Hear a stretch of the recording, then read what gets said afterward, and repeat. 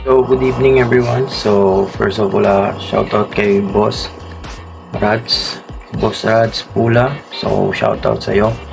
So, bago tayo nag-water change ako. So, may comment siya. Gusto niyo daw matuto mag-breed ng goldfish and paano malaman pag male and female ang goldfish. So, doon tayo sa number 1 muna. So, paano mag-breed? So, number 1 is kung gusto mag-breed, syempre select muna tayo ng magandang breeders. So punta tayo sa mga breeders. So pili tayo. And then i-condition natin yung isda. Alagaan muna natin. Syempre kung gusto natin mag-start agad mag-breed, so syempre male, female. And then condition more on sa nakikita ko sa mga ibang breeders, kino-condition talaga is more wet gears, mga ganyan, high protein, mga vitamins. Pag mag-breed, so medyo kailangan talaga ng malaking space for the fry.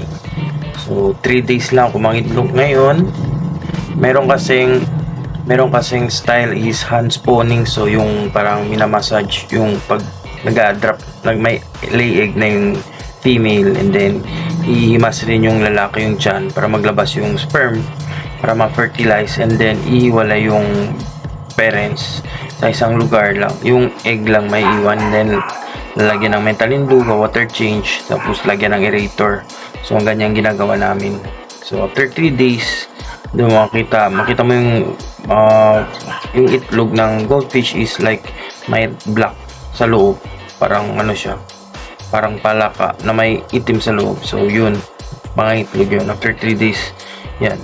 So after 3 days yan,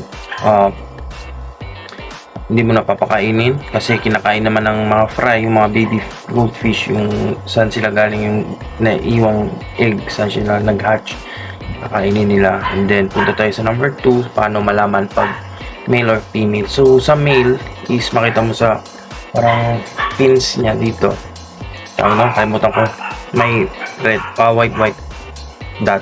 And then sa puwet ng male is like pahaba lang, makita ko sa screen ganyan.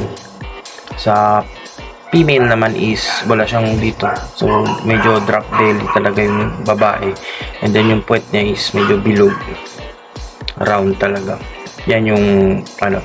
So kahit meron kasi mga material, tawag kasi doon material pang breeder mo, mga breeder is meron kasi pag nakip mo siya since maliit, meron kasi hindi siya parang sa tao parang baog, hindi nag-egg, matigas yung talaga gahi.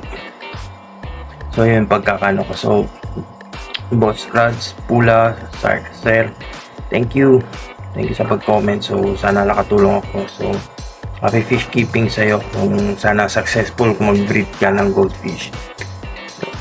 Shoutout sa lahat, shoutout sa'yo boss.